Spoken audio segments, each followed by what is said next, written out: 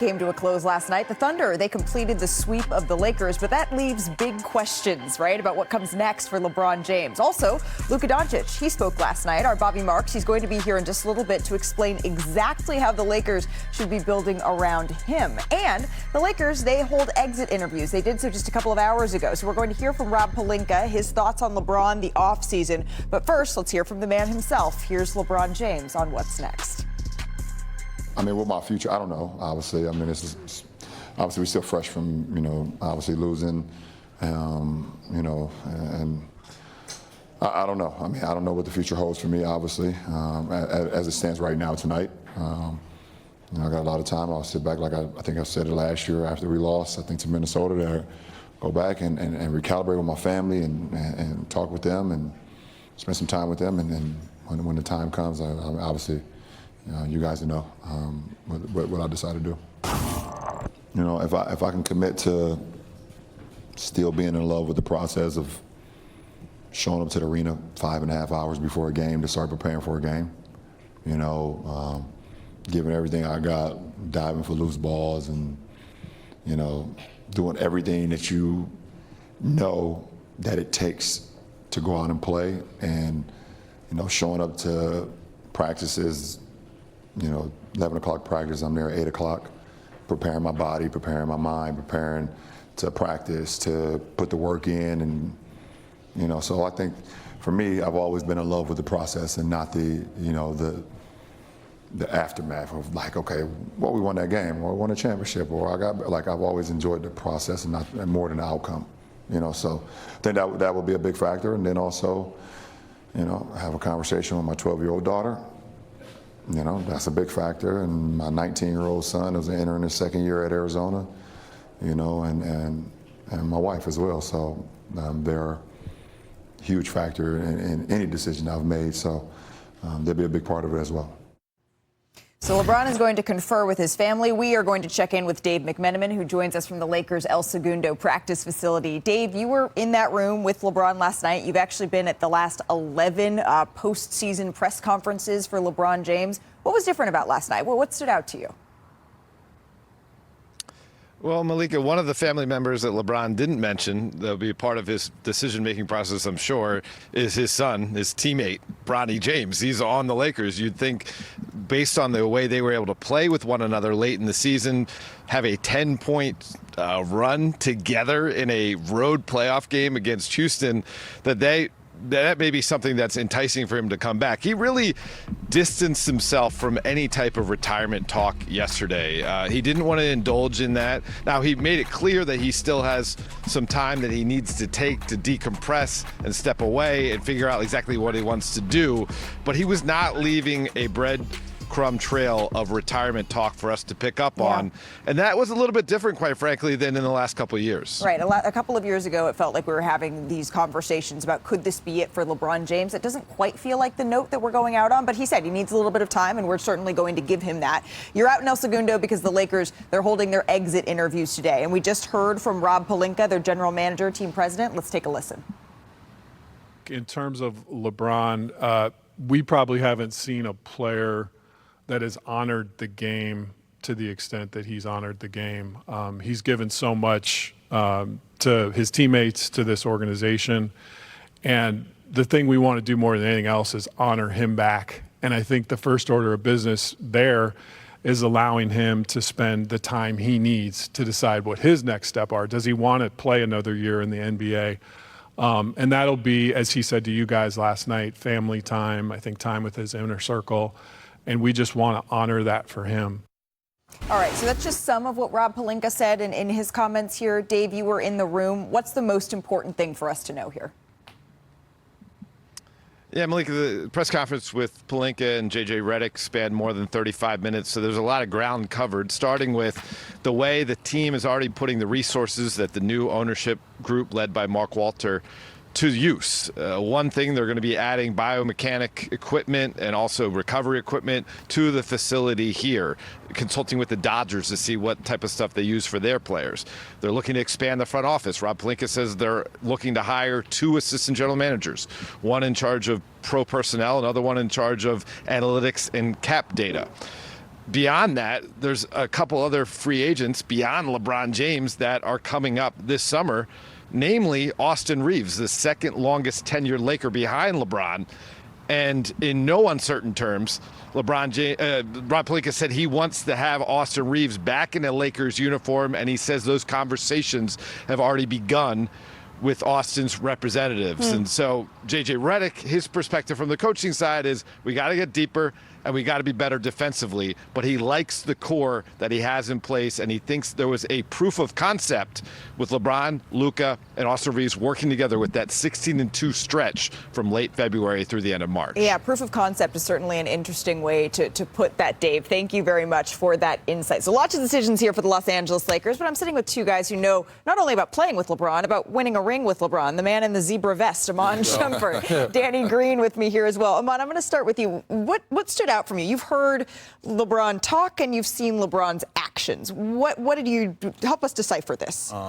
The biggest thing that I took from what he said when he did his post game was he kept talking. Well, he was talking about all the other things, but then he talked about being the third option and it being the first time he did it and being proud of himself that he was the third option, and then being proud of himself and being able to adjust his mindset and conform to the same role that he had to revert back to, which was the number one option.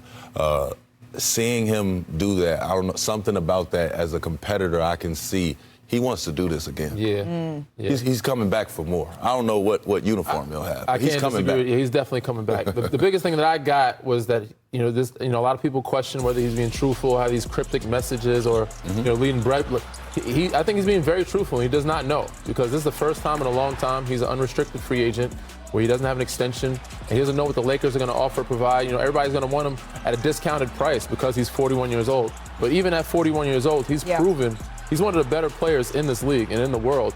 And he was the most available. He was the most valuable. Like, even with Austin Reeves coming back, he was your best player in the playoffs. He's shown up. So why would a guy like that ever take a discount, especially the one that they're looking for? So he doesn't really know who's going to offer what, being an unrestricted free agent. So I think he's just thinking about chilling with his family, golfing right now, but he's really truthful and does not know what the future is going to bring. He's certainly they're going to have to make the math work, right? And that's sort of a different conversation. But you were both with LeBron. You were with him in 2010, right? When he was early on, the decision, 9-10 and then 2020. Right, to leave. And you were with him when he was also making the decision on whether or not he wanted to leave in 2018 from the Cavaliers. Oh, no, I was gone. But I was around. You were still around. Did you guys know at that point? You were listening to what he was saying. Did you have a gut feeling? I had no idea. I'm not gonna lie to you. Yeah, I couldn't have imagined him leaving, especially not after he had got to hoist up another championship for Cleveland. I couldn't have imagined him leaving to go to L.A., but then again, I wasn't going to imagine him the first time leaving Cleveland. So for me, I think I've had to sit back and respect that he just doesn't think like everybody else. Sure. You know what I mean? Rich Paul had a post not too long ago on Twitter going around, but he was talking about how Bron was raised. I really had to give it some thought. I retweeted deep dive. Yeah, I gave it some thought, and I was just like, maybe he just don't want to do what we want him to do. Well, that, and also when you're 41 years old and still playing basketball at the highest level, when he says he doesn't know, there's probably some things that still need to shake out over the next couple of weeks, because you don't know how your body responds, how your mind responds. But he always goes back to whether or not he can give him the preparation that he is used to. And if he can do that, then I expect to see him back and playing. Thunder fans are wondering where they are in this show. We hear you. Thunder fans, this highlight, it is for you here, because they were impressive. OKC, they are rolling. They haven't lost a game in these playoffs. Early on, LeBron drives. This is why you think he can go play with the stuff, because this was a good game that we had here, DG. It's a great game. And, of course, when you're in clutch time, you know who the clutch player of the year is. Who are you going to call? MVP. SGA. Hits a step back. He had his third 35-point game in a series-clinching game. That's second in Thunder history. He joins Kevin Durant. Rui Hachimura. Step back. And smiles. Rui's loving it. Luka's loving it as well. Like we should have come back. And then under a minute left, Marcus Smart drives. Okay, Smart. By the way, he is a player option as well. So after the free throws, the Lakers are up one here. Next Thunder possession to go, though. Off the screen from SGA, the Lakers bring the double. They did this a lot. Great play by Mark Daigneault. He knew the trap was coming, had the big roll, tried to play decent. Keeps that pivot foot down. He kept it down. He's 7-2, 7-3. Thunder up 1. So the next Lakers possession here on the switch. LeBron, he gets picked up by Alex Caruso here, Danny. Yeah. Yep, familiar buddies. territory. They know just like in practice. One-on-one, baby. At the end of practice, let's see it. Here we go. Working to get inside. This is heavily contested, though. So he goes for the floater. Did you like that shot? I liked it. I thought it was a good look. And AC knows not let him get to that left hand, so he gets to the right hand. A little bit more here. So Rui was not on the floor. J.J. Redick took a lot of criticism for this because they needed a 3 here. Without a doubt. Maxi Kleber was in, though, to set the screen. I mean, He just didn't. Kleber's hit some big-time shots in his day, but I think he was there for a decoy screen situation. Well, also, this was an incredibly good look. Luka couldn't quite get it to go down. So OKC grabs the rebound, and that'll ice the game. And that is how the Thunder are moving up in the Western Conference Finals once again. Oklahoma City is the 4th defending champion, by the way, to start a postseason with 8 consecutive wins, joining the 2017 Cavaliers, the 2001 Lakers, and the 1989 Lakers. So we promise Thunder fans we have a lot more coming for you as these playoffs roll on, but this is the last day for the Lakers. So on that side of things, Luka Doncic, who's never been swept in a series he actually played in, he did speak last night about his absence. If I could be out there, I would be 100%. Everybody in that room knows that. But, it's been very tough. Like I said, this is the best time to play basketball.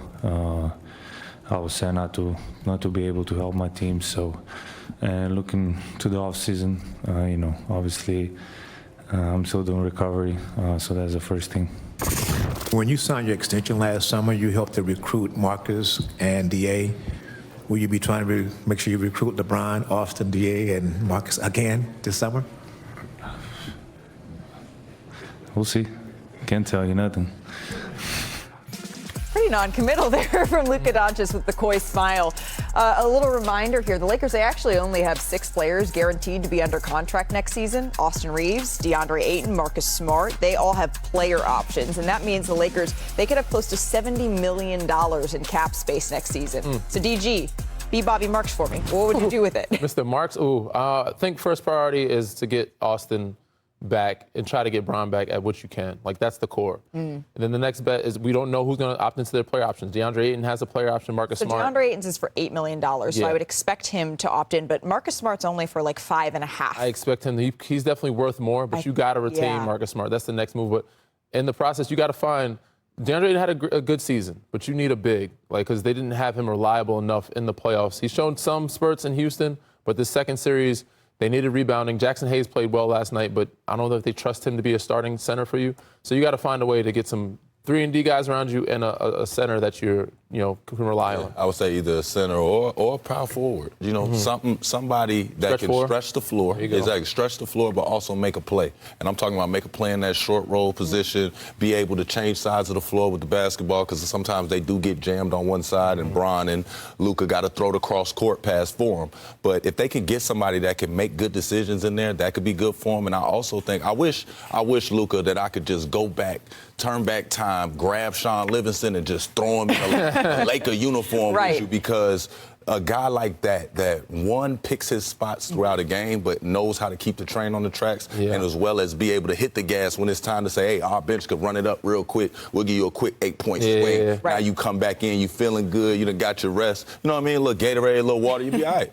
Well, I mean, and Rob Pelinka had said that he is proud of what this group has done, but he's not satisfied. And that seems about right for this Los Angeles Lakers season, because you saw glimpses of what this team could be. We'll have much more on the Lakers coming up here on